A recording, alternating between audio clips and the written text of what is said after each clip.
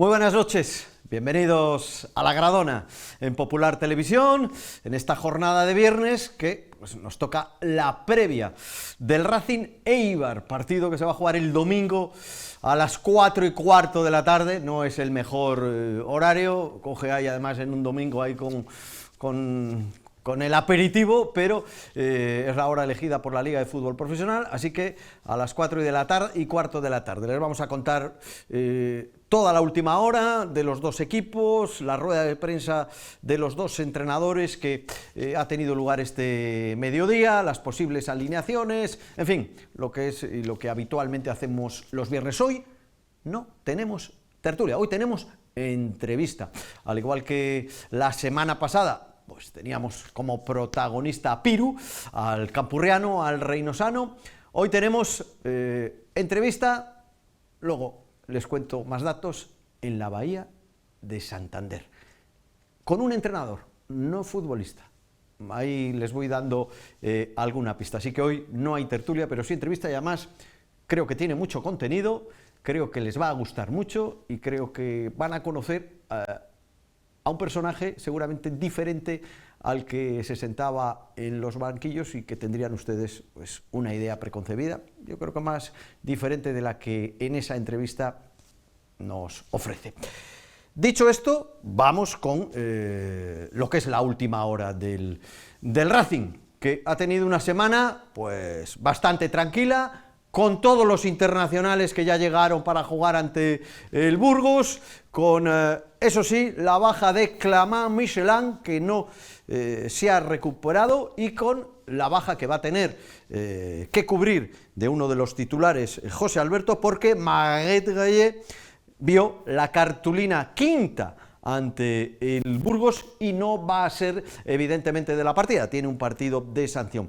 El resto, pues todos los internacionales ya entrenando durante toda la semana, Salinas ya jugó el otro día, es decir, Maguette Gueye y Clément Michelin son las bajas, así que tiene muchos y variadas alternativas José Alberto, pero me da la sensación de que lo que está funcionando o que funcionó al menos en Burgos con esa entrada de Puerta y con la entrada de Canales no lo va a modificar el técnico asturiano, porque tenemos casi todos la sensación de que puede haber un cambio, como mucho, el 11 tipo, y ese cambio puede ser quien acompaña normalmente a Gustavo Puerta, que de momento Maguette Gueye es el que se ha atribuido ese puesto, y que yo creo que además en Burgos el senegalés jugó su mejor partido. Yo creo que esta semana va a ser Íñigo Sainz Maza, recuperado ya de esos problemas musculares, no jugó en Burgos aunque estaba en la convocatoria, el que va a salir en el 11.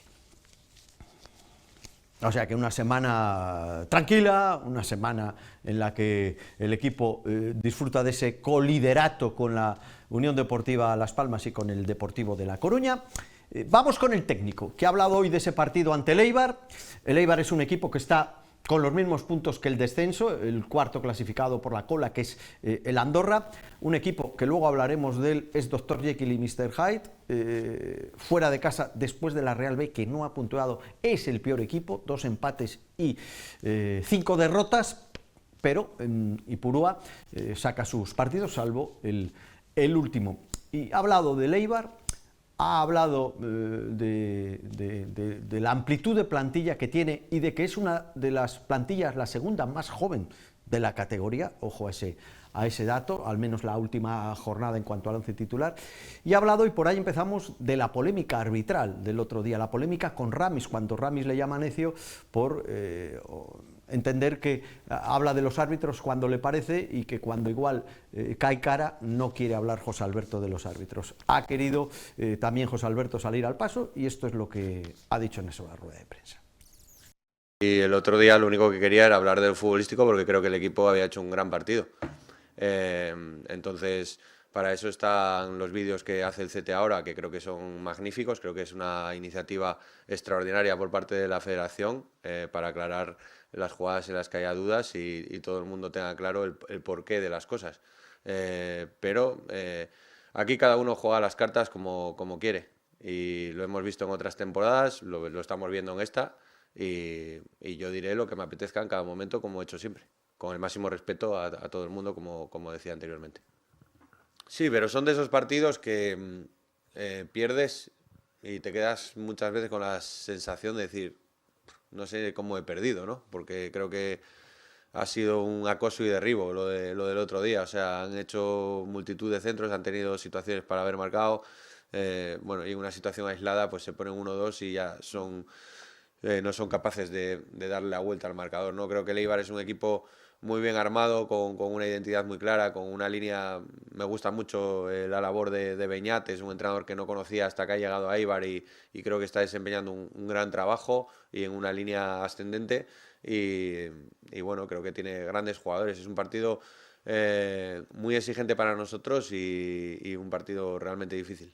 Y eso que tenemos jugadores que pues llevan aquí 3 temporadas, 4 temporadas, ya tienen bastantes partidos, pero ya tienen galones suficientes en la categoría como para ser jugadores importantes, ¿no? En torno a 28 años, 29, tenemos muchos jugadores y luego pues tenemos muchos jugadores también pues de 18, 19, 20, 21, 22, que son la gran mayoría y que son jugadores muy importantes para nosotros. No miramos el DNI para hacer las alineaciones, lo único que nos importa es el nivel del equipo, el nivel de la plantilla y ir incrementando ese nivel de aquí hacia adelante, con donde creo que todavía tenemos margen para poder hacerlo.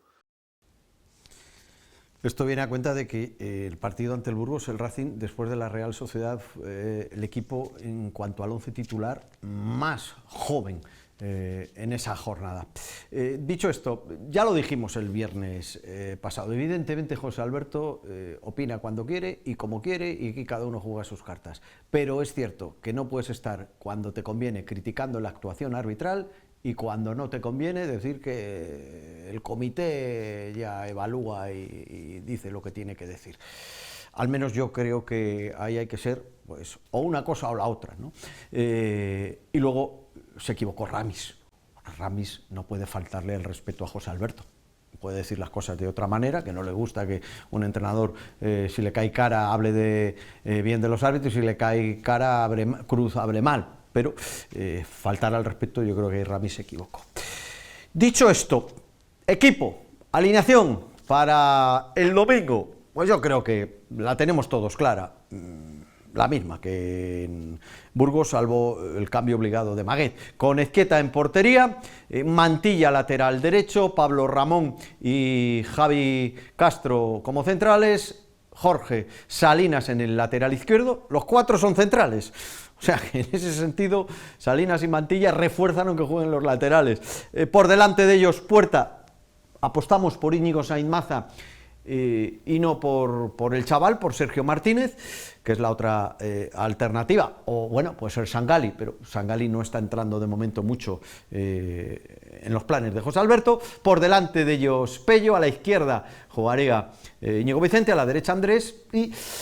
Pues es que claro, Villalibre 9 goles, Pichichi, parece que está por delante de Jeremy. A Jeremy me encanta, me parece que ofrece muchas más alternativas que Villalibre, pero no hay que... vamos, es que lo de Villalibre está siendo espectacular. Y vamos con el rival, vamos con el Eibar, que yo les decía Dr. Jekyll y Mr. Hyde, porque fuera de casa 2 empates, 5 derrotas, y en casa, pues hasta la semana pasada ante el Zaragoza no había perdido. Y este partido que están viendo ante el Zaragoza, hay que decir que es que lo mereció ganar el Eibar, al menos por insistencia, por ocasiones, por remates a portería. El Zaragoza llegó 2 veces, un penalti y una ocasión, y ganó el partido. Hay que decir que el Zaragoza se quedó mediada la primera parte con un hombre menos, con 10, y que solo le quedó defenderse, pero son de esos partidos que a veces pues cae cara, el rival tiene infinidad de ocasiones de gol y tú llevas 2 veces y marcas, pero quizá lo que más le interesa al aficionado, y que son los datos que podemos ofrecerles, es que el Eibar fuera de casa empató en Málaga y en Gijón, el último desplazamiento, a 1, pero perdió en Huesca 2-1, en Cádiz 1-0, en Ceuta 1-0, ante Las Palmas 3-1 y ante la Almería 3-1, como les decía, es el segundo peor visitante tras la Real Sociedad. Ha marcado 5 goles, ha encajado 12 goles y tiene unos números realmente malos, por eso está en esa zona de descenso. Este es el penalti en una acción realmente inexplicable del defensor del Eibar el otro día. Ya con uno menos estaba ahí el Zaragoza, que consiguió transformar nuestro paisano. Ahí está Mario Soberón, delantero del Zaragoza, empató a 1, y en la segunda parte, pues en la única acción que llegó el Zaragoza, pues marcó este gol, 1-2, y luego el Eibar tuvo infinidad de ocasiones. Pero insisto, una cosa es el Eibar en casa, en Ipurúa, y otra el que se va a encontrar el Racing en el Sardinero, que va a ser un equipo que es frágil. Arriba le cuesta marcar y atrás comete demasiados errores. Ha sido una semana muy dura para ellos porque no merecieron perder ese partido, porque se ven en zona de descenso, y esta mañana, este mediodía, Beñat San José hablaba precisamente de ello. Pues sí, una semana dura, tengo que ser honesto, y no solo en lo profesional, también en lo personal. Al final, la derrota del otro día, en mi opinión, tremendamente injusta, pero real, y de analizar muy profundamente y de una autocrítica muy grande en pequeños detalles que nos están costando muchísimo. Al final nadie puede negar que el equipo está muy vivo, porque hacemos muchas ocasiones, pero tampoco podemos negar que el 80, el 90% de los partidos que no nos ha ido bien han sido errores garrafales nuestros en momentos puntuales. Entonces, esa es la gran mala noticia, y por otro lado la buena noticia es que, siguiendo en el ritmo de juego que tenemos, de presión, de hacer ocasiones, si erradicamos esos fallos, como el otro día también, por ejemplo, contra el Sporting de Gijón, que estábamos mucho más cerca nosotros del 0-2 que de ellos empatarnos, tuvimos un error garrafal y fue un penalti. Contra el Zaragoza tuvieron 2 tiros, solamente 2 tiros a puerta, y fueron el penalti y el gol que metieron. Pero son realidades que esta semana, que ha sido muy dura, lo tengo que reconocer, los hemos afrontado, los hemos encarado, los hemos analizado delante de los jugadores, hemos hecho una autocrítica, un mea culpa muy, muy fuerte. Al final son errores, y yo soy el entrenador que comete del equipo que comete esos errores, entonces yo soy el máximo responsable de mejorar eso ya, pero nunca, jamás bajar el lado competitivo que tiene Eibar y el lado de buen fútbol que tiene Eibar. Y no lo digo de buen fútbol por jugar bien, sino de buen fútbol de que generamos ocasiones de gol, porque al final jugar bien al fútbol que es generar ocasiones de gol. Bueno, un campo mítico, un campo con mística, que nos gusta jugar en ese tipo de campos, un rival muy, muy talentoso y técnico, no solo con algunos jugadores de calidad, sino con muchísimos jugadores de calidad, y con un fútbol de mucha calidad, ¿no? Que creo que su entrenador tiene las ideas muy claras, llevan tiempo con él trabajando y se nota que hay un proceso bien construido, ¿no? Ellos también, a pesar de estar arriba, han tenido también sus baches en la liga, pero luego demuestran que cuando se juntan en las zonas en las que son virtuosos, son muy buenos, ¿no? Son de los mejores de la liga, sin duda alguna. Es un equipo que está claramente aspirando a poder subir de forma directa. Entonces, bueno, yo creo que es el mejor momento para demostrar, el mejor reto para demostrar que tenemos mucho que decir, el Eibar. Pues esperemos que no tengan mucho que decir. Siempre os lo digo, cualquier partido de segunda es un partido trampa, y aunque el Eibar esté ahí con los mismos puntos del descenso, lo normal es que sea un partido complicado y difícil para el Racing. Eso sí, si Compuerta y Pello se juntan a Andrés e Íñigo, y Villalibre o Jeremy están acertados, creo que el equipo tiene muchos argumentos, este Racing, para ganar el partido. Pero veremos a ver. Posible alineación del Eibar, ahí la tienen, con Magunagoitia en portería. Yo creo que Perú Nolascoaín va a jugar de central con Moreno, Arbilla, que es central, pero yo creo que ha caído a la izquierda junto a Álvaro, Garrido y Olaechea por delante de ellos, es decir, un plan defensivo importante, y arriba tiene ya la calidad con Corpas y Toni Villa en las baldas, y Bautista, John Bautista y Martón juega seguramente arriba con 2 en el ataque. Bueno, ese es el posible 11 del Eibar de Beñat San José. Recordamos, simplemente, para que no se nos olvide, cómo está esa clasificación y la jornada que ya ha empezado. Hoy a las 8:30 de la tarde, la 16ª jornada en Segunda División. Recuerden, Depor, Racing, Las Palmas, colíderes, los tres con 29 puntos. El Almería, que perdió con esa polémica en Ceuta y ese penalti, está cuarto con 28, todo muy apretado, pero a partir de ahí se abre un hueco. El Burgos con 25 y el Castellón con 22, ya el sexto de playoff, a 7 puntos de los líderes. Después, Córdoba, Cádiz, Ceuta, Valladolid, Cultural, Sporting, todos en un punto, con 19 el Albacete, Real Sociedad B, Málaga. Leganés es tremendo, porque entre el séptimo clasificado, el Córdoba, y el Leganés, fíjense, hay 10 equipos en 3 puntos.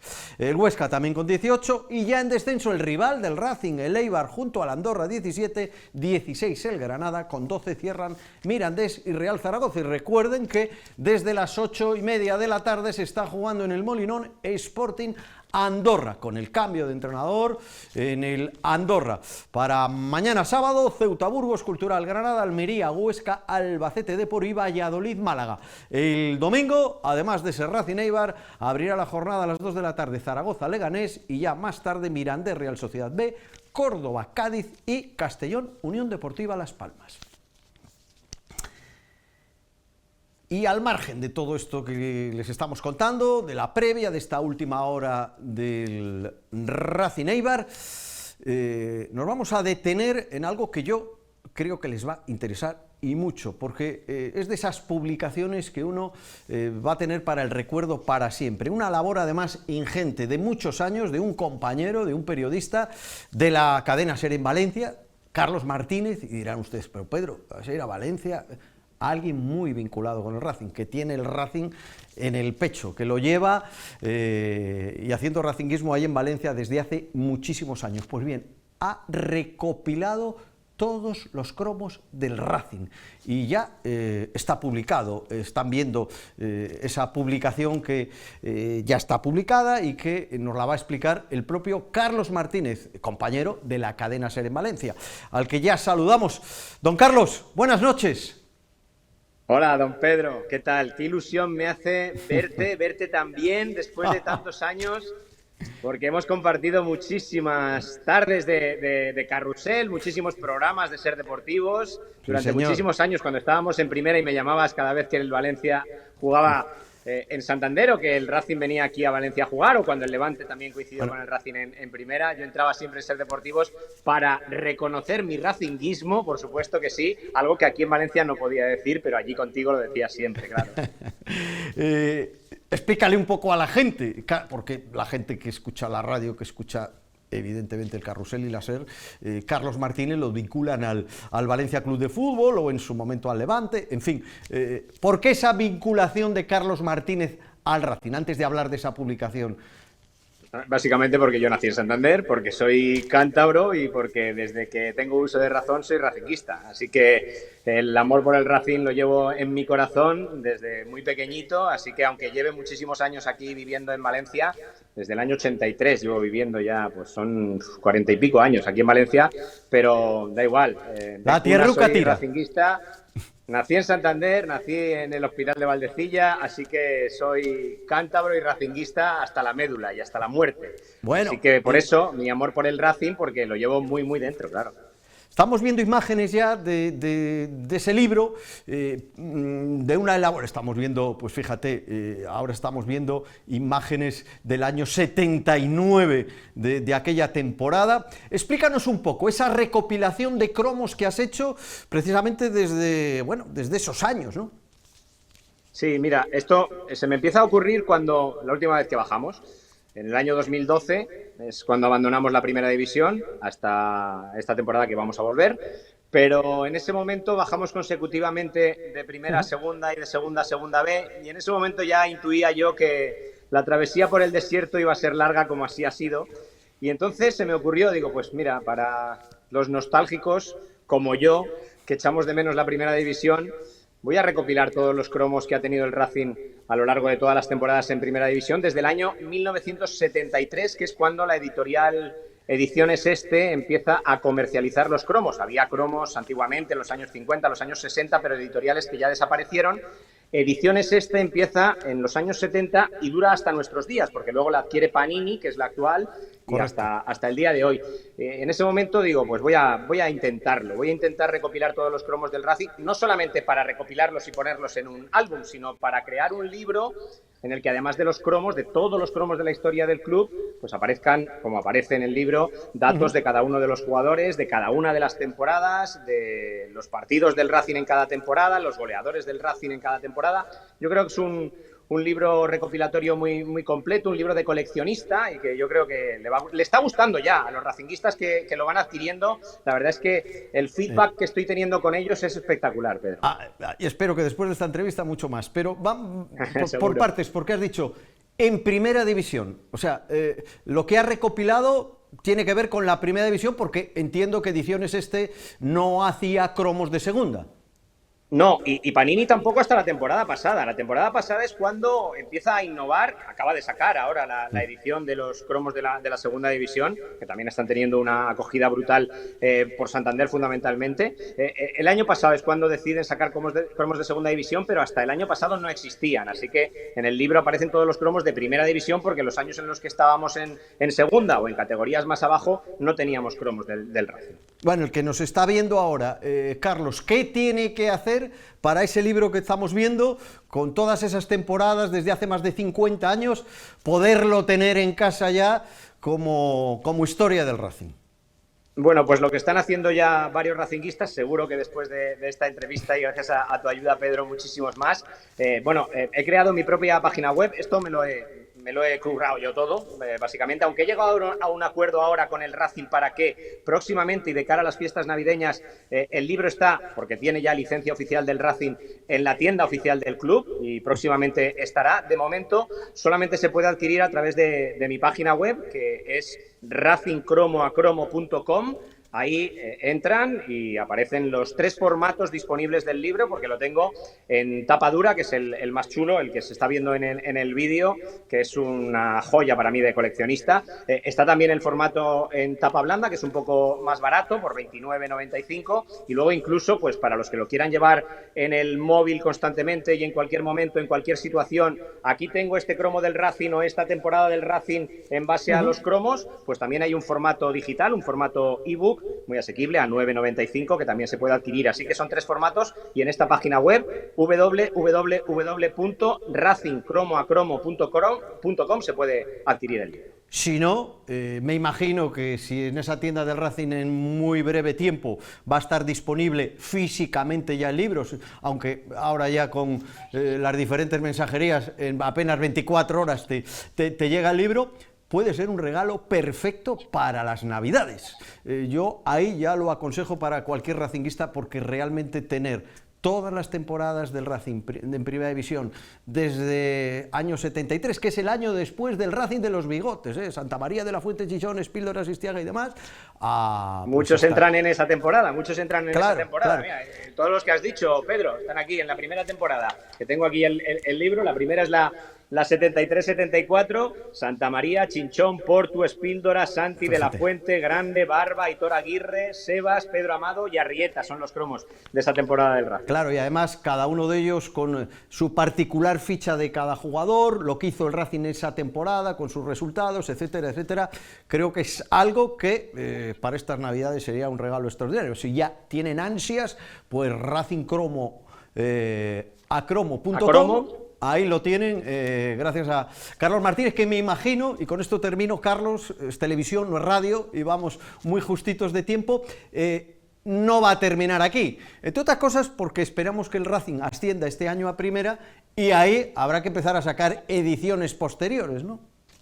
Sí, que termine ya. Te escuchaba ahora la clasificación y pues que termine ya y subimos de forma directa. Aunque bueno, ese triple empate habría que entrar en gol a veras particular y con Las Palmas perdimos, aunque al Depor le ganamos. Así que bueno, que este va a ser el año seguro. Yo estoy convencidísimo que vamos a volver a Primera División y por lo tanto la temporada que viene habrá otra vez cromos del Racing en Primera División. El libro, como dices, es incompleto porque espero seguir añadiéndole páginas a medida que vayamos jugando en Primera División los años posteriores. Cada temporada que termine el Racing en Primera División le añadiré unas páginas más, 4 páginas más al libro con los nuevos cromos, pero para los que ya tienen el libro, que lo han adquirido a día de hoy, haré un anexo que le podrán incluir en el libro ya adquirido para que no tengan que volver a comprar el libro completo. Así que habrá 2 modalidades, porque seguro que el libro, que ahora tiene 108 páginas, va a tener muchísimas más con el paso del tiempo, seguro que sí. Carlos, enhorabuena y gracias, no me atribuyo yo el racinguismo, por haber aportado este documento histórico que va a quedar para aquellos coleccionistas y no coleccionistas tenerlo en casa, un trabajo de muchos años que ve la luz, que ya está disponible y que es un regalo perfecto. Carlos Martínez, Cadena SER Valencia, muchas gracias y buenas noches. Muchísimas gracias a ti, Pedro, y me alegro muchísimo de volver a saludarte, que eres un grande. Carlos Martínez, con esa iniciativa del álbum de cromos, cromoacromo.com, ahí lo tienen. Continuamos, seguimos. Antes de la entrevista, rápidamente, Segunda Federación, tenemos derbi, Sámano Rayo Cantabria, mañana 6:30 en Vallegón.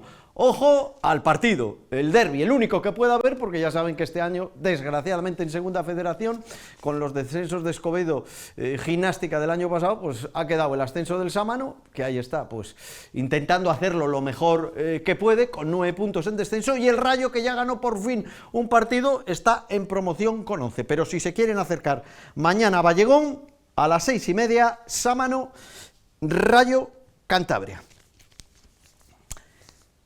Y ahora sí, entrevista en la Bahía de Santander con Ángel Viadero Odriozola. Ángel Viadero, Gelo Viadero, que es el último entrenador cántabro que ha tenido el Racing en aquellas temporadas del 2016 al 2018, sobre todo aquel playoff con el Barça B que le privó al Racing de ascender a Segunda División.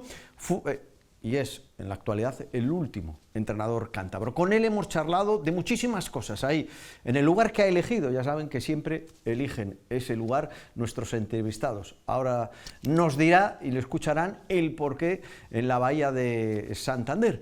En fin, una pausa rápida, breve, y vamos con la entrevista a Ángel Viadero.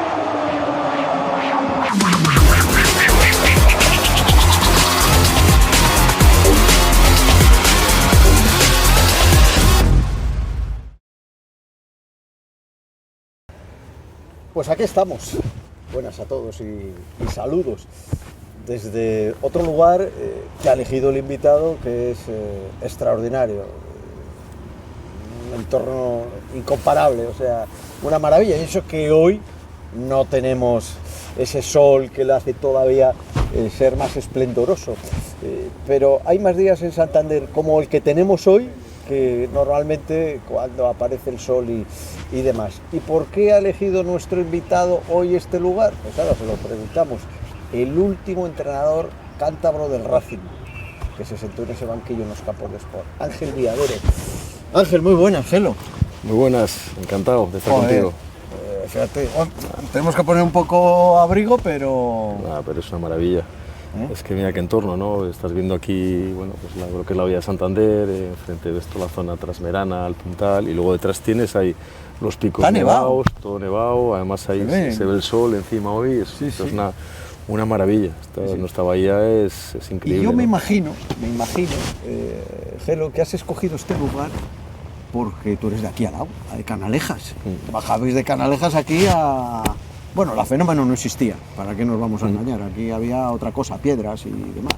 Sí, aquí llamamos la bajamar toda la vida, y es una zona pues, bueno, que pues, prácticamente me he criado aquí. Lo primero, porque bien dices, era entre Canalejas y Tetuán, en una transversal, y bueno, pues aquí era mis primeros años, pues prácticamente era habitual, mis primeros baños, cuando aprendías a tirarte de cabeza. Mi padre tiene una motora en Puerto Chico y es una zona que sobre todo cuando estás fuera es que representa mucho, ¿no? Me gusta todo Cantabria, me gusta Santander, pero si aquí ves, pues eso, tienes lo que es la bahía, el puntal, y ver los colores, los contrastes, y a mí es una zona que me gusta mucho, y ya digo, fue casi donde me empecé a saber lo que era nadar, ¿no? Y tirarte de cabeza, y bueno, eso sí que tengo muy buen recuerdo. Ya no se iba a clases ahora se va a clases de natación, de esas cosas. Sí. Antes aprendíamos, nos tiraban ahí, nuestros padres, nuestros tíos, y ala, si sube para arriba ya sabe nadar. No, mi padre tenía motora en Puerto Chico, yo me acuerdo de muy pequeñín ir a pescar con él, y bueno, pues era lo típico, ¿no? Tú ahora, hoy a mi hija, pues con meses ya la llevas a la piscina, a los cursos, y bueno, eran otros tiempos. ¿Sabes lo que ocurre, Ángel? Que tú que has estado fuera, porque llevas 20 años, 20 y tantos, entrenando por media España, que uno valora mucho más esto cuando está lejos de... que cuando estamos aquí, que bueno, y yo igual hacía 2 meses que no pasaba por aquí. Yo creo que lo valoras mucho cuando conoces otros sitios. Yo creo que hay muchas partes en el mundo que son preciosas, pero lo tuyo, hasta el clima, es diferente. Hay cosas que dicen que nunca cambian, ¿no? Y yo me pongo aquí ahora y no hace tantos años, o sí, pues con una caña o tirándote, y ha cambiado. Pues no ha cambiado en gran medida, pues aquí había rocas, hay una playa, hay unos bancos, antes podía pasar, pero en gran medida no ha cambiado casi nada, ¿no? Sí es cierto que la ciudad ha ganado mucho, porque yo recuerdo también, yo aunque soy un poco más mayor que tú, que esta zona era una zona peligrosa para venir a oscuras, por la tarde, mal cuidada, y ahora hay un paseo marítimo que va hasta la playa de los Peligros, que es una maravilla. Hemos ganado una zona de la ciudad que tiene unas vistas... Es que esta ciudad es una ciudad en casi todo ejemplar. Lo primero, la seguridad.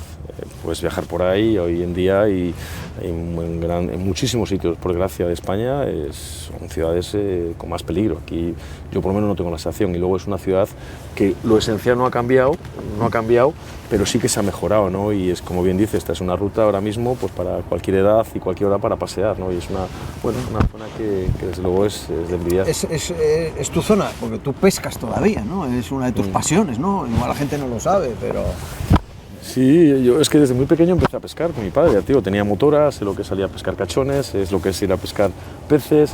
Y luego he vivido muchos años en una zona de Cantabria que también es idílica, que es la zona de Cuchilla, donde, bueno, pues después de muchos años y de prácticamente cuando trabajas no tienes tiempo, pero sí que tuvo momentos donde, bueno, pues en mis épocas libres o cuando no trabajaba, empecé a pescar allí, y la verdad que es una zona que me gustó mucho, y que, bueno, pues a veces vas a ir con gente del pueblo, de decirte, oye, no pongas tanto, pon este anzuelo, pon este tal... ¿Sigues saliendo a pescar o...? No, voy mucho, pero voy a la costa, no voy en barco, me gusta mucho la costa, todo lo que es... O sea, ya la motora y toda aquella... No, alguna vez en Cuchilla sí que he salido alguna vez, que me han llevado, pero bueno, a mí me gusta mucho más la costa, la tranquilidad...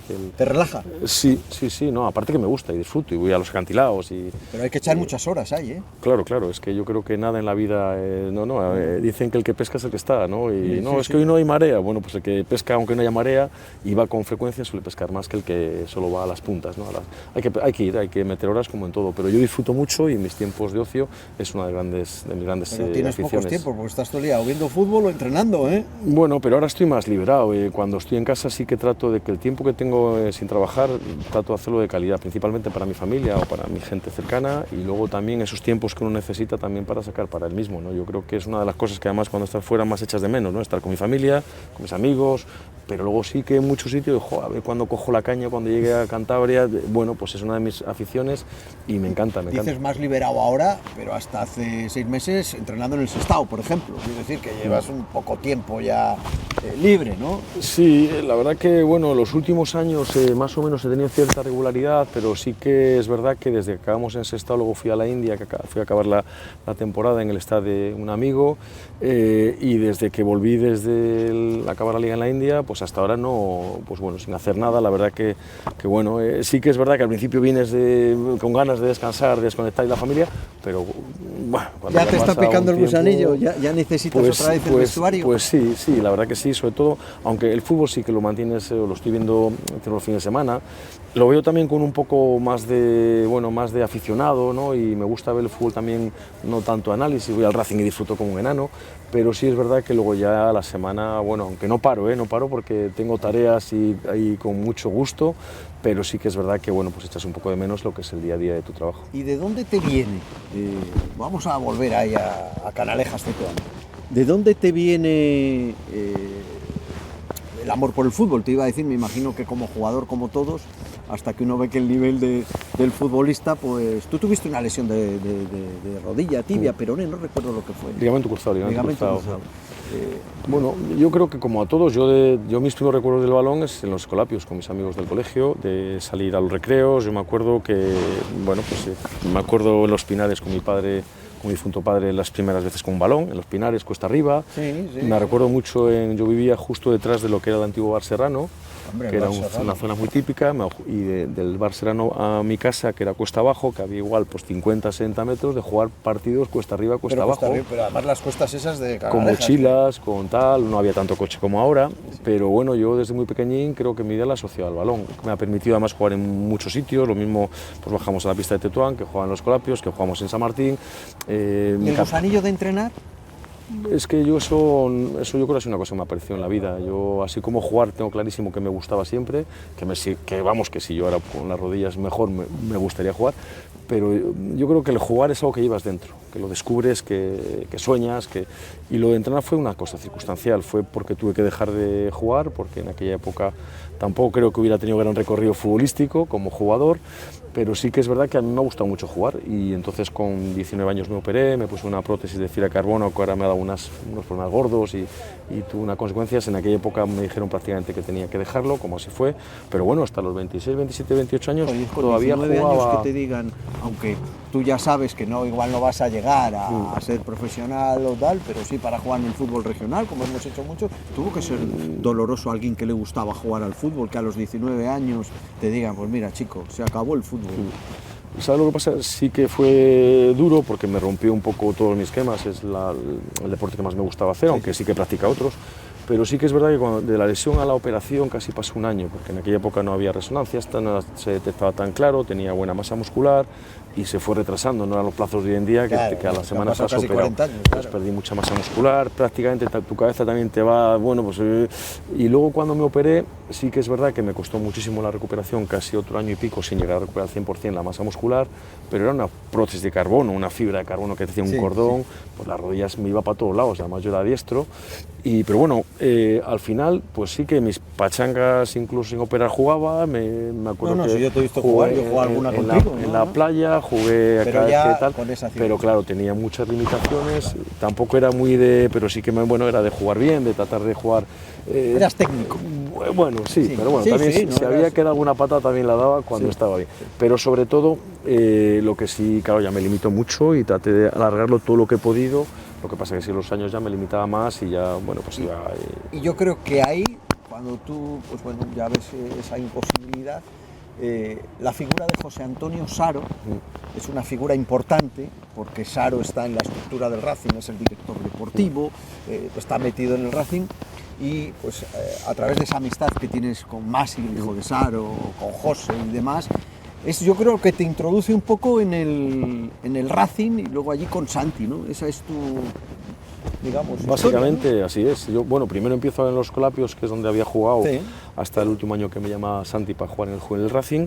Entonces tenía amigos que habían jugado conmigo, que ya empezaban a entrenar con 19, 20 años, allí en el colegio era lo habitual, jugabas y entrenabas, y bueno, pues Masi era uno de esos entrenadores, con Joaquín Meñaca, vente, échanos una mano, que yo no quiero líos, que ahora estoy más tranquilo. Bueno, al final, pues prácticamente con muletas, estuve 2 años en los Colapios, y luego José Saro viene al Racing de director deportivo, y ahí es cuando, a través de Santi y de él, yo lo conocía. Ya te había picado el gusanillo de entrenar. Sí, porque yo con Masi habíamos jugado juntos, José me conocía perfectamente, entonces bueno, había estos 2 años ahí, que empecé de ayudante de los alevines y acabé ayudando a 2 equipos de alevines, empecé a llevar al juvenil, bueno, pues tenía tiempo libre y al final me gustó, y luego es verdad que el primer paso es al Racing con José Saro cuando está director deportivo. En el Racing estás un montón de años, yo no lo recuerdo, pero pues ahí tenías 22, 23 hasta los casi 40.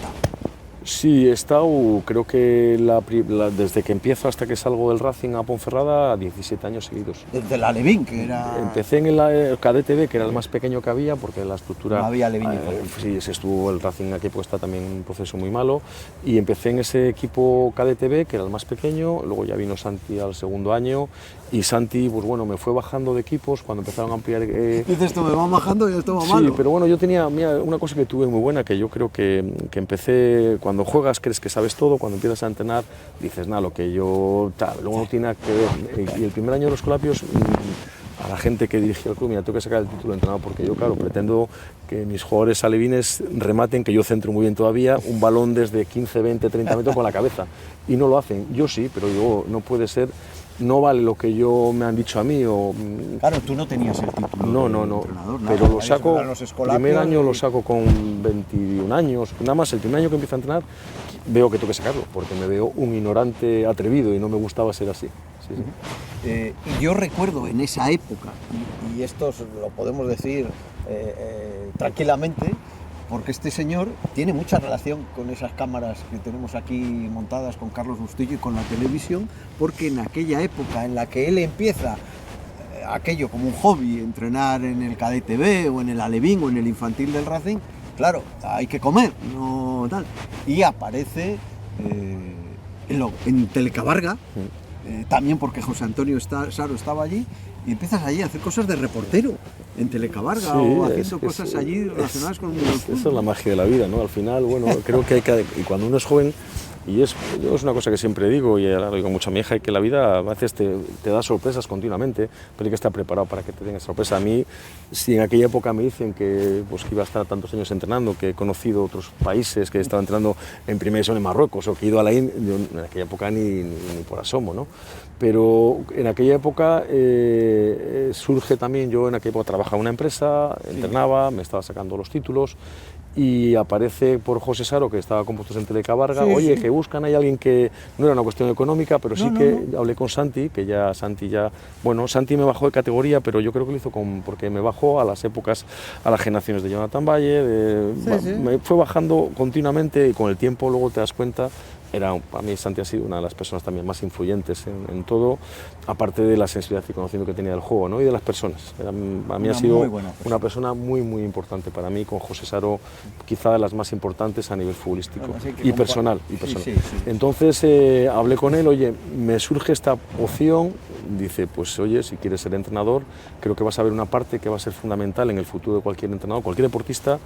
Al final ponerse de la otra barrera, ¿no? Claro, y es una forma también de que la gente conozca, de que sepas transmitir lo que eres, lo que quieres transmitir, y es un aprendizaje que yo creo que me vino francamente bien, porque me acuerdo de entrenar a los cadetes y a veces íbamos y me venís a hacer entrevistas cuando íbamos a torneos por ahí y dices, joder, y bueno, pues tienes una soltura que quizá de otra manera no hubiera tenido. Y vas escalando ahí, y llegas al juvenil y llegas al filial. Que eso para ti debió de ser ya el punto quizá ya profesional, ¿no? En el momento en el que llegas ya un poco al filial, dices, estoy aquí, ya, cerca del sueño, ¿no? ¿Sabes lo que pasa? Yo como jugador sí que yo soñé desde muy pequeñín, yo me acuerdo bajar por los Pinares corriendo a ver al Racing, había en el antiguo campo, que íbamos con los pases del colegio, del equipo, y me acuerdo subir corriendo los Pinares, haciendo paredes, imaginándome que era los jugadores que había en aquella época, que era, además la mayoría eran cántabros, gente muy cercana. Entonces yo sí soñé con ser futbolista del Racing. Lo que pasa es que es verdad, llegué a ese juvenil, que era la primera vez que hacía aquella división de honor, y yo me di cuenta rápido que yo estaba bien, pero que al lado tenía jugadores que iban a un nivel diferente. En aquella juvenil estaba José Ceballos, Roncal, Salceda, Pirri, Javi Lanza. Aún no iba dando cuenta. Había jugadores, Mauro Carrancio, había jugadores que decían, hostia, yo fuimos Félix y yo del Racing, y bueno, Félix jugaba muy bien, pero yo digo, Félix el Perla. Sí, la Perla. Pero yo rápidamente me di cuenta que tengo que ser, no veía claro. Y como entrenador, así como futbolista, sí soñé con eso, de entrenador no tuve prisa nunca. Yo, es más, cuando Santi viene y me dice tienes que entrenar al infantil y subo tal y vuelves a bajar al infantil y ahora vas a coger el KTA, y ojo, si son los chicos, cogí en el infantil la generación de Jonathan, de Samuel, de Juanjo, Antonio Tomás, aquellas generaciones, bueno, yo no le di ninguna importancia y tampoco lo veía claro. ¿Llegar al final tampoco? No, ¿Como mira, una más, yo quizá la vez que más me sorprendo es cuando me llama y me dice, me llama por la mañana, oye, por teléfono, ¿cómo te ves para entrenar a la División de Honor? Yo estaba en el KTA y digo, pues espérate, no sé, me tuve que sentar porque no lo tenía claro, digo, no sé, ¿tú cómo lo ves? Dice, yo creo que tienes que estar. Pues oye, si tú lo crees, adelante. Entonces quizá ha sido el momento donde dijo, pues esto ya va un poco más en serio. Incluso él me dijo, tienes que sacar ya el nivel 3. Sí, el nivel 3 es cuando era complicado, porque aquí había números, había 3 plazas cada no sé cuántos años. Me tocó aquella época con Quique, con Manolo, que bueno, a nivel nacional se consiguió que tuvimos que hacer un selectivo un año antes. Sí, me acuerdo. Bueno, pues ahí ya me anima, tienes que hacerlo, porque oye, yo te veo bien, es muy complicado. Y yo le dije, mira, yo trabajo, esto me gusta, tal, pero tampoco tenía unas pretensiones. Yo me acuerdo siendo en el infantil, igual me mandaban a ver a Miguel Santos Sánchez al Barça, que juega con el primer equipo, ¿no? Yo, ¿qué coño pinto yo aquí? ¿No? Bueno, pues que al final dices, no pensé nunca que iba. Y sí que es verdad que ya después de 2 años en juvenil, cuando me mandan al filial, dices, bueno, esto ya es otra cosa, ya me dicen tienes que dedicarte solo a esto, ya fuera... Yo recuerdo, a ver si porque lo tengo un poco con los años, con neblina. Yo recuerdo que estabas en Portugal viendo algún partido para hacer algún informe o algo del Racing. Sí. Y que te llaman porque van a destituir a un entrenador que ahí no recuerdo si era Alcaraz, si era Portugal o quién era, para ver si estás disponible para entrenar al primer equipo. Eso hace muchísimo... Eso yo creo que fue después, Eso es. Yo creo que fue a mi tercer año de filial. El primer año yo siempre estuve por detrás de Manolo juvenil, yo en el cadete, luego Manolo al Racing Bello juvenil, y hay un momento que Manolo pasa al primer equipo y yo estoy en el filial, y yo ese año pues viajaba con el difunto Nando siempre viajaba mucho con nosotros, y entonces yo, aparte de entrar al filial, pues también me mandaban a ver jugadores. Estaba Manolo Huerta de presidente, y Manolo estaba también dentro del club. Bueno, era mucha gente de casa, y bueno, pues en aquella época pues, te mandaban, claro, tenías que entrenar al filial, pero también entrenabas con los alevines que venían, o iban a ser el futuro alevín, o tenías que estar viendo a un cadete. O sea, era como un trabajo muy artesanal, que es verdad que era como muy compartido. Creo que Santi organizó una muy buena estructura, y luego el club estaba ya a nivel cántabro también en la cabeza, pues yo creo que había un trabajo muy artesanal. Entonces, bueno, pues entrenabas al final y me mandaban a ver partidos, y en esa época me tocó a un jugador, un delantero en primera división en Portugal. Lo hacía habitualmente, no me cogió de sorpresa. No recuerdo, porque yo no fichó ni nada, no me pareció que era un gran en aquella época, no recuerdo, pero lo tendré apuntado porque hacía todos los informes, empecé a hacerlos en máquina, luego ya en ordenador, y tengo todo guardado. Y entonces sí que es verdad que ese año es cuando Manolo presenta la dimisión, porque no acaba de verlo, y esa misma noche... 5 o 6 jornadas y aquello es un día. Y él, yo creo que dio un paso, porque él creo que, bueno, pues él lo explicó perfectamente. Entonces me llaman desde el club, me llamó Manolo, el presidente, que quería que viniera. Manolo era muy impulsivo, ya sabes, pues vente ya, coge el primer avión, bueno, que no puedo, ahora estoy en el hotel. Y bueno, pues me recibí muchas llamadas, entre ellas yo creo que la tuya. Y al final se decidió que fuese Nando. Sí, yo creo que esa misma noche yo ya estoy desconectado, y en teoría, bueno, pues al día siguiente tenía que volver y íbamos a hablar. Pero esa noche al final sí que se decide que sea Nando, que igual por experiencia... y lo salva aquel partido, claro, y fue Merino de segundo, creo que era. Jesús de segundo, y fue una medida acertada, porque de hecho, bueno, se apostó por la experiencia de Nando, que Nando ya de hecho había vivido esa situación. Esa noche, pues, después de llamarte Manolo Huerta y que dices, ostras, que en primera división, que el Racing 6 jornadas, que se está jugando la vida, que puedo ser el entrenador. Pues bueno, ahí es verdad que ahí me hice llamadas a gente de confianza también. Bueno, hablé con Santi, joder, es que claro, es tu casa, es mucha responsabilidad. Por un lado tienes un sueño, llegas al primer equipo, que desde luego no te oculto que una vez que avanzabas, pues joder, claro. Si algún día soy el del Racing, tiene que ser la leche, ¿no? pero también es verdad que esa responsabilidad de decir, joder, tío, y si lo cojo, tío, y cae, pero bueno, yo si hubiera venido y hubiera cogido sí o sí, porque yo para eso también te digo que era decidido y tenía, o sea, valoraba mucho más el ayudar al equipo y a mi equipo desde esa situación que haber echado un paso para atrás, que eso me hubiera parecido, bueno, es un poco cobarduca, ¿no? Y es curioso porque ahí ya estás en la estructura, o sea, porque ves jugadores, filial, no sé qué, ahí ya no trabajabas, ¿no? Ahí, no, yo ya desde que llego al segundo equipo, con Quique, ya me dicen que tienes que coger más el equipo en segunda vez, la primera vez que además se salva el equipo, porque siempre subíamos y bajábamos, es el primer año, y bueno, fueron 6 años yo creo que muy fructíferos, porque llegaron muchos chicos de las generaciones estas, pues llegaron a primera y se hicieron profesionales muchísimos jugadores, sí, además muy diferentes. Y sin embargo, un año y poco después decides dejar el Racing y empezar una aventura en solitario, quizá porque ya veías que lo de promocionar al primer equipo ya iba a ser muy complicado y muy difícil, porque empiezan a traer entrenadores, Portugal, Alcaraz, Manzano, el otro, no sé qué, o porque querías vivirla y te vas a Ponferrada, a la Ponferradina. Eso es el 2008 o el 2007. 2008, además es cuando nace mi hija, yo me voy con mi hija recién nacida. A ver, yo aquí en Racing llevaba 6 años, había todos los entrenadores que has dicho, ya les había visto, yo iba todos los días al primer equipo a entrenar, estábamos muy cercanos, empezando por Manolo, que para mí era el preferido, y bueno, y sí es verdad que después de mi 6º año, en el filial, el club quería que siguiera. Yo creo que en cuanto a promoción, la gente que llevaba el club en ese momento, que estaba ya la época de Pernía y de... Bueno, yo creo que había gente, incluso Isaac, que estaba en la coordinación, gente que confiaba en mí, yo percibía que confiaban en mí. Yo a nivel... Eran los años dorados, la UEFA. A nivel del club estaban conmigo bien, y incluso Pernía, yo me quedaba un año más de contrato y Pernía me quería haber ampliado el contrato más.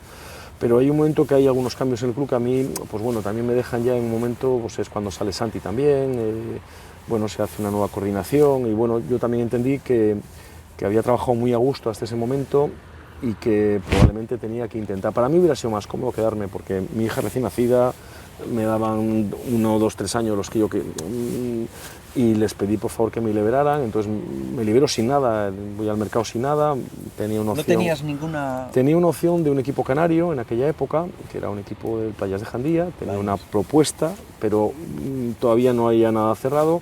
De hecho, yo cuando ya me quedo en el mercado, ya digo, renuncio a los Vaya paso al abismo, ¿no? Sí, bueno, y con mi hija recién nacida, bueno, pero yo entendía que era un momento que, bueno, yo había trabajado muy a gusto con Santi. 40 años, o sea. Con Santi, sí, con 40 años, y había trabajado muy a gusto con Santi, y esos cambios, bueno, no acabé de digerirlos bien, y entonces decidí, bueno, pues volar, y en el mercado, cuando me pongo al mercado, me aparece la Ponferradina, y es cuando, bueno, mi primera salida de Cantabria es ahí. Y ahí empiezas de Willy Fogg, ¿no? Sí. Ponferradina, vas a Eibar, sí. Después vas a Pontevedra. Ahí te vas haciendo ya entrenador, digamos, de esa segunda vez, con equipos... Bueno, yo sales del Racing y vas a lo mejor de la categoría. Es verdad que no fueron esas primeras experiencias buenas, probablemente en gran medida por culpa mía, porque yo también era un tío muy cabezón, era bruto como... Sigo siéndolo, pero bueno, yo sí es verdad que quizá no fui lo suficientemente inteligente para saber que venía de un contexto de filial donde la forma de apretar a los chavales, porque entendíamos que era un camino para que ellos pudieran llegar a ser profesionales, éramos muy exigentes en la estructura del Racing, y es verdad que cuando pasas con otros equipos ya de otras categorías, donde fueron años de muchísimo aprendizaje, donde combiné cosas muy buenas en Ponferrada, pues de jugar incluso con Sevilla, ganarlo en casa, en el Toralín, y ser cesado yendo tercero. En Eibar, de batir los récords de hacer 3 años, y me querían mejorar el contrato después de hacer 8 victorias seguidas, y luego de repente... En Eibar, que coincides con Jesús Merino, director deportivo. Eso es, y faltando 2 jornadas el presidente decide cesarme, siendo segundo, y en Pontevedra pues cojo una situación difícil, un club con problemas económicos ya con la crisis, sin cobrar, y en noviembre me cesan yendo séptimos, no habíamos cobrado ni un euro nadie, y acabó descendiendo ese equipo. Entonces esos 3 primeros años fueron de mucho aprendizaje, pero muy duros. Y vuelves a Noja y después lo haces muy bien, Sí. vas a Sestao. Lo de Sestao es, yo creo, que el punto culminante en el que das un paso adelante, digamos, no sé si mediáticamente o en el mercado, porque hacéis una temporada fuera de lo normal para ser el Sestao. Bueno, yo primero, cuando vengo, Casi ascendéis a cuando segunda, vengo ¿no? de Pontevedra, hay un momento en mi vida que tengo que hablar con mi mujer, tengo que plantearme mi situación, mi vida. Yo pensé que apostaba por esto con mucho sacrificio mío, pero sobre todo de mi entorno, mi mujer, mi hija, mi bebé, la familia que tenía que estar también ayudándonos. Entonces yo hay un momento que digo, uff, esto no lo veo. Yo peleamos un sueño, todos juntos, sobre todo mi mujer, y vamos a por ello. Fue una situación además de cabezón, porque yo no quiero ser en el Racing, porque no lo veo, porque hay cosas que no me gustan, y claro, mi mujer, está tu hija recién nacida, y he sido muy bruto, muy cabezón, y sí que es verdad, nunca me he arrepentido de las decisiones que tomo, pero las tomo muchas veces con la cabeza, pero hay mucho detrás del corazón. Entonces, yo hay un momento cuando vengo de Pontevedra, digo, esto, Ángel, esto no es lo tuyo, tío, esto es hasta ahora muy bien, la gente dice que trabajas muy bien, hablan muy bien, pero yo no acabo de verlo, es un mundo complicado, porque había cosas que me costaba digerir, que no aguantaba, que no... Entonces, vuelvo a Noja, a tercera división, ascendemos, y el siguiente año en segunda vez salvamos la categoría, hicimos la campañón, con situaciones además de época también de crisis que me di el hombre y tal, pero esos 2 años han sido quizá donde más me he divertido de toda mi carrera profesional. Fíjate. Y bien, aproveché también a hacer el máster de coaching deportivo ese primer año, fue un poco también de laboratorio y cambió mi prisma, no puedes ser tan bruto, no puedes decir todo lo que piensas siempre, no, tienes que ser más moderado, los jugadores al final, esto no es solo fútbol, son personas, que yo siempre creo que soy muy cuidadoso con las personas y he cuidado mucho, pero sí que era brutote. Y Sestao, como bien dices, quizá es el momento donde vuelvo otra vez a despegar a nivel... Aquella eliminatoria con el Albacete. Tuvisteis el ascenso a segunda, era increíble. Además es que erais mucho mejor equipo que ellos. Sí. Era un milagro, fue un milagro también Sí, porque... fue un milagro porque no teníais una éramos plantilla un equipo para... de salva categoría y se dieron todas las... Bueno, pues lo pasamos muy bien, pero éramos un equipo también de locos, de taraos. Un equipo que nos quisimos meter a la eliminatoria en casa y íbamos 3-1, un al palo cuarto 1, pero es que estábamos presionando el campo contrario, en el área contraria. Y fuimos a Albacete lo mismo, nos pusimos 0-2 y en lugar de meterte atrás, pues, a por otro y a por otro. Éramos un equipo de desterrados en el buen sentido, bien entendido, pero éramos un equipo que llegó ya muy justo, con mucho trabajo. Pero eso detrás. te hace ir ya al Burgos, luego venir al Racing. Y ahí hay otro Ángel Viadero. Hablabas antes de... Soy muy burro, soy a veces muy testarudo y muy tal. Y yo recuerdo que a mí me decían, es un muy buen entrenador, pero le falta en el vestuario tener ese punto de empatía que necesita tener con el futbolista. Y ahí es cuando a mí un día de repente me dices, Pedro, mira a ver si puedes entrevistar a este hombre que hace coaching y que estoy haciendo coaching con él y que me ha venido de maravilla. Y yo creo que ahí hay un punto en el que hay otro Ángel Viadero como entrenador, no en lo táctico, sino en lo psicológico. Sí, porque al final te das cuenta de que en el fútbol hay mucha diversidad y que dentro de un equipo cualquiera hay muchas formas de ver las cosas, hay muchas edades o mucho cambio generacional y que tú no hay una varita mágica, ¿no? Entonces al final tienes que ser más curioso, tienes que ser más cuidadoso y aparte de fútbol, que es de lo que yo se supone que sabía mucho y fútbol y veía mucho y tenía flechitas en cualquier cuaderno que tenía a mano, me di cuenta que esas flechitas sin las personas no valían para nada, al final, y que al final también, aunque siempre me guié mucho de mi intuición, incluso porque siempre traté de valoré mucho quién me había entrenado, quién sacaba de mí cosas, quién sacó de mí las mejores versiones. Y yo muchas veces también, esa gente que en esos años me lo sacó a mí, en estos años actuales o los que yo empecé a vivir luego como entrenador, pues igual no valía, era de otra forma, ¿no? Había otra tecla que tocar y sí que es verdad que ahí, bueno, pues traté siendo el mismo, o sea, que es algo que siempre he cuidado de ser auténtico en todo. Pero eso te enriqueció mucho como entrenador. Probablemente me ayudó a poner un poco de freno y ser un poco más, olfatear antes de hablar y valorar y no... intentar, bueno, comprender a las personas, ¿no? Que no, bueno, y a veces era casi etiquetabas, ¿no? Eras o de una manera o de otra, bueno, pues al final te das cuenta de que hay muchas formas y que tienes que intentar... ¿Sigues haciendo algo de coaching o eso ya quiero decir que eso te vino bien en su momento? Creo que me vino muy bien como herramientas personales, que las llevo mucho trato, pero bueno, también es verdad que mucho también uno tiene de serie, ¿eh? Y yo creo que tenía cosas muy buenas de serie ya, claro. Pero sí es verdad que me ayudó un poco a moldearme un poco mi... No, pero uno va y a aprendiendo, escuchar, claro, y a pero escuchar. es que a mí me pasa también, aunque tenga ya por más de 60 años, que hay cosas que te sorprenden y que vas aprendiendo.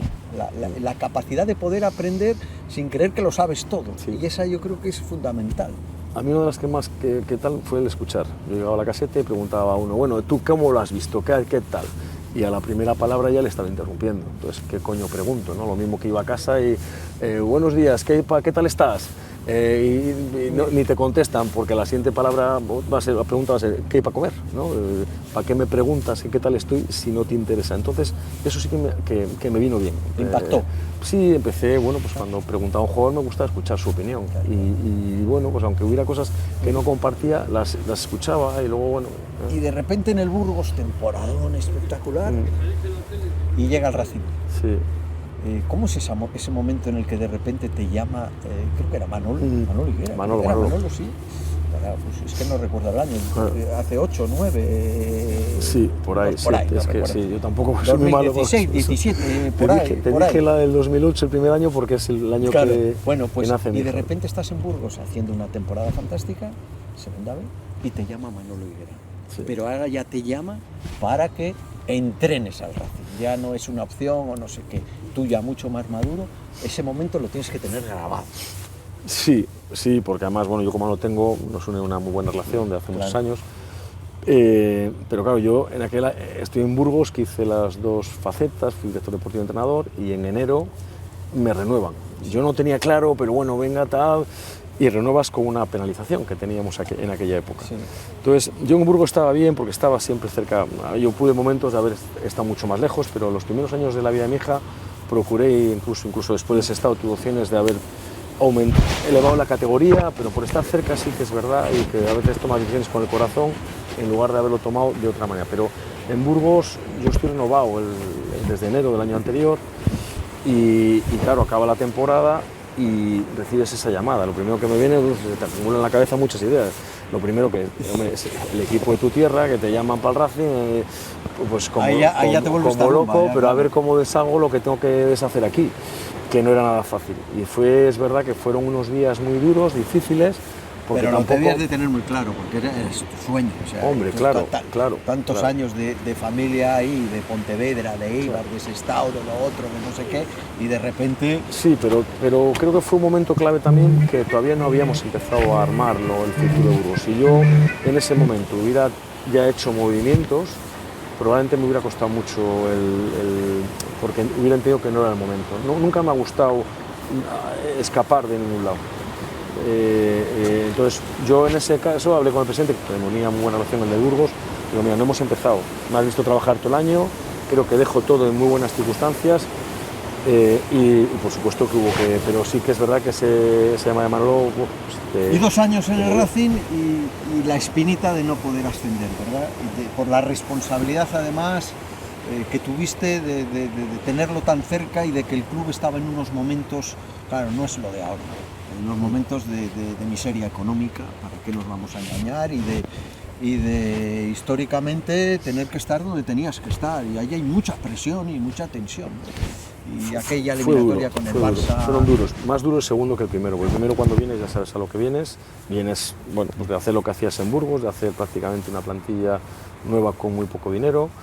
El Racing tenía lo que tiene ahora mismo bueno, que era una masa social, porque yo me acuerdo en segunda B tenías el campo 7.000, 8.000, 9.000 de media, sí. Y entonces sabías el problema, las dificultades. Yo me acuerdo cuando empezamos a hacer la plantilla, pues que tú, si tu primera opción era imposible, igual venía el Albacete, la segunda venía el Fuenlabrada, la tercera, o sea, hubo momentos que tus opciones veías que entraban otros equipos que pagaban mucho más. Nosotros me acuerdo que los fichajes que luego dieron un rendimiento bueno eran fichajes que eran una ridiculez en esos tiempos de este Racing, pero claro, era una situación muy complicada, donde Manolo se le ocurrió porque era un club que estaba muerto, estaba... Sí, no, estaba abocado Y ese primer año creo que que se hizo una buena plantilla, principalmente de enero a enero, ya que es cuando se consiguió traer a Don, vino Yagoba, Santijara, y ahí sí que creo que hizo que una muy buena plantilla, que bueno, los números ahí están. Pero nos permitió también, es verdad, que ese primer año,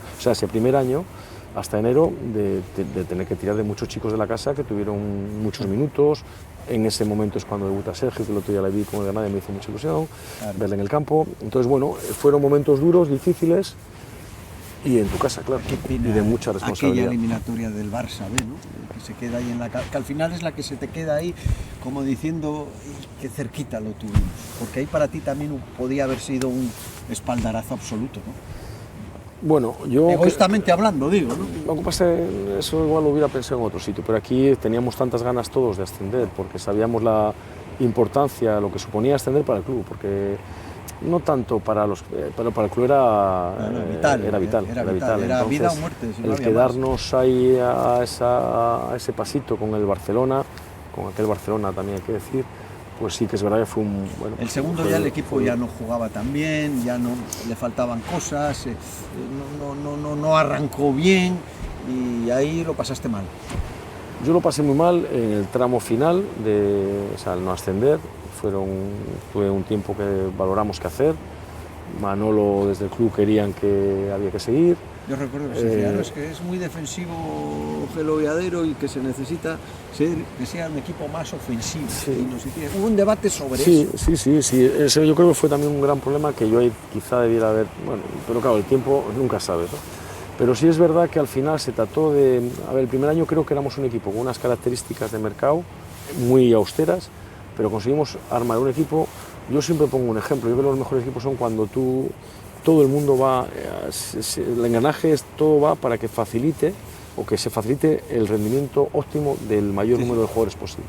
Nosotros el primer año teníamos gente que era rapidísima, Eber Pena, Óscar, César Díaz, teníamos a Dani Aquino, que era un jugador que llegaba de segunda línea. Entonces teníamos un mediocampo que los chicos de casa, con Sergio, con luego vino Yagoba.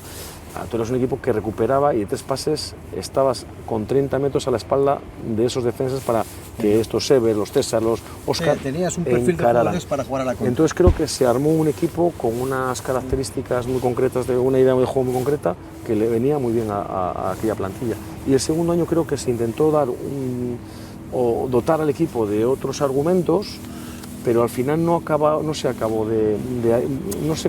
conseguimos armar un equipo. Difícil. Cuando un equipo, que un equipo sea redondo o que un equipo tenga la capacidad de mostrar en el campo todo lo que hay, un rival, luego hay jugadores que tienen sus momentos, otros no, y la presión del descenso. Y la continuidad, yo creo que la continuidad en estas categorías, también. Cuando es continuidad, yo aquí ahora, en gran parte de lo que estamos viendo ahora es la continuidad que se está dando desde el club al entrenador lo primero, a la plantilla.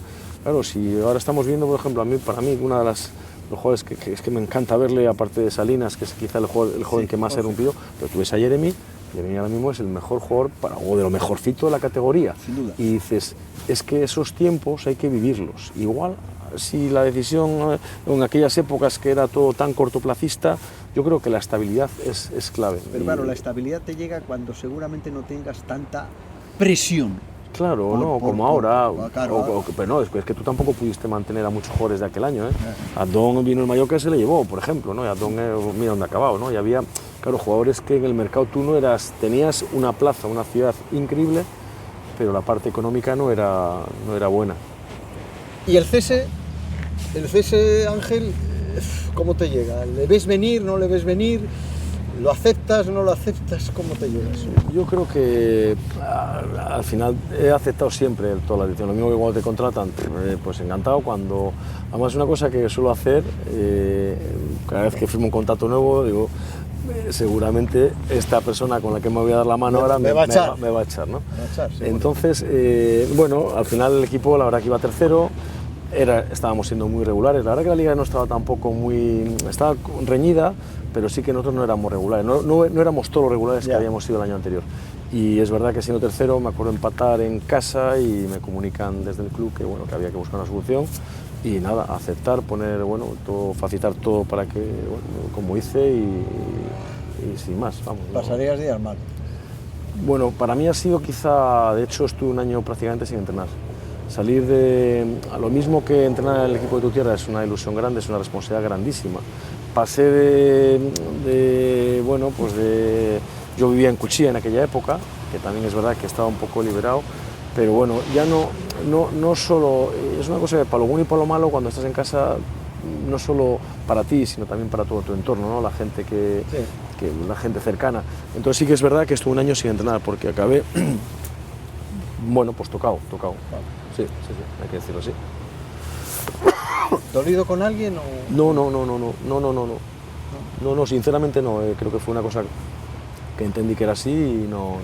Y luego, de repente apareces... Disculpa. Nada, ya sabes, pues la brisa del mar.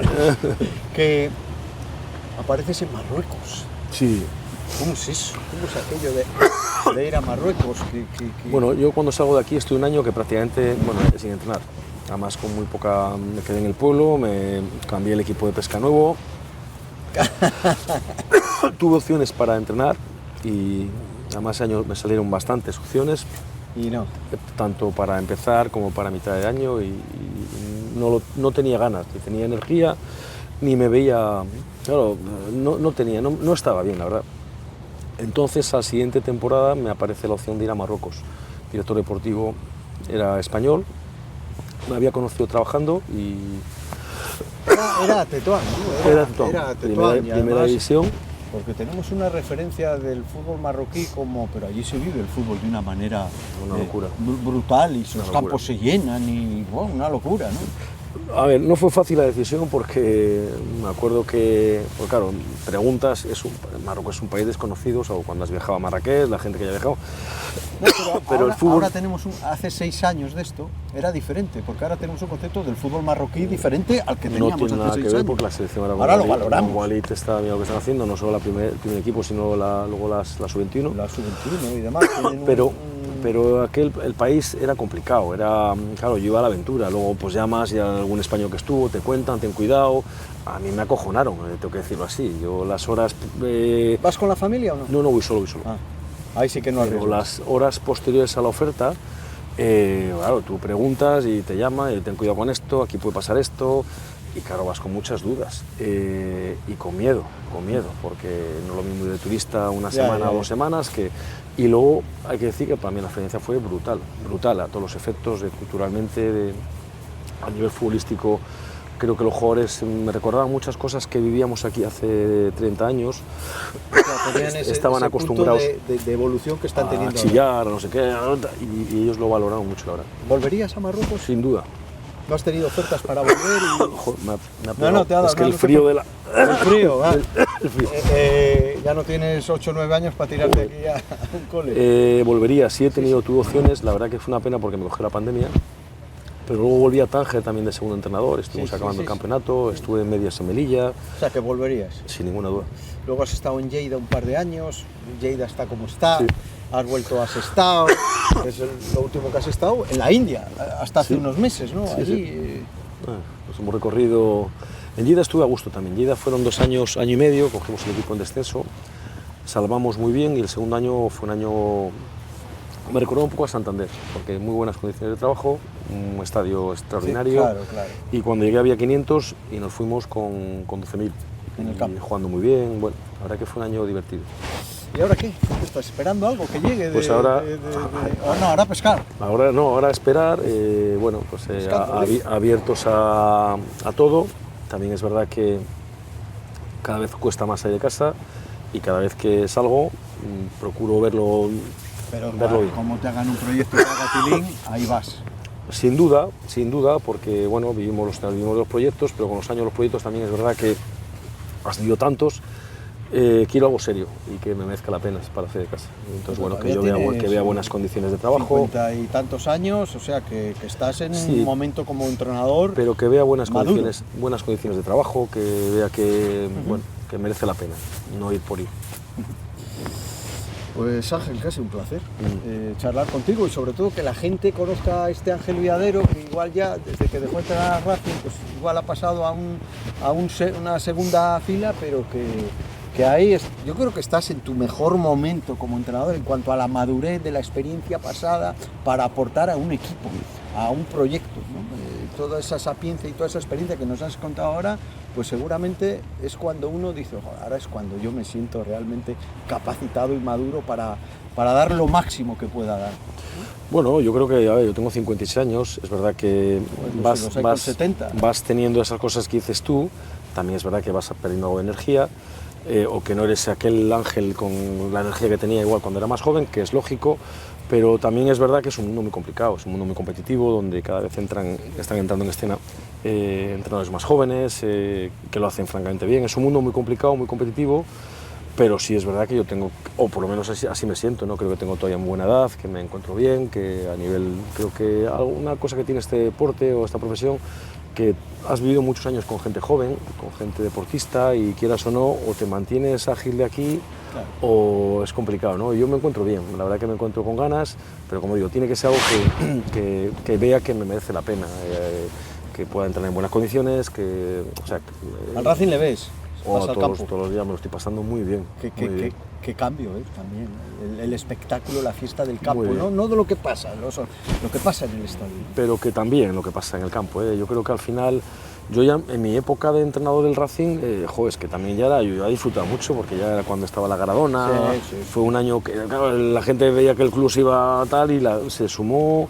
Bueno, cambió muchísimo, ¿no? Lo que era la afición. Aquello es el germen de lo que es ahora. Claro, y hoy en día yo ahora voy al campo y claro, mi hija está en la Garadona y mi hija no va a ver los partidos míos y luego hay mucha gente joven, muchas mujeres, muchas chicas, bueno, ahí se ve, es un espectáculo y luego es que va así, los cánticos, que el campo está precioso, con la música que te la pone, es que está dando pasos muy importantes a nivel de club, a nivel también social, pero luego es que en el campo también me gusta, es que el campo es un equipo divertido bueno, a mí me gusta verlo, la verdad. Gelo, un placer. Igualmente. Charlar contigo y que los telespectadores pues te hayan podido conocer un poquito mejor. Así que nos veremos en la próxima, no sé dónde ni cuándo, pero entrenando, espero que sigas entrenando. Eso es. Y a ustedes nada, que les dejamos, que sigan disfrutando de Popular Televisión con esta maravilla que tenemos aquí detrás, que es esta bahía imponente que hay en la capital de Cantabria. Buenas noches y que tengan ustedes un buen fin de semana.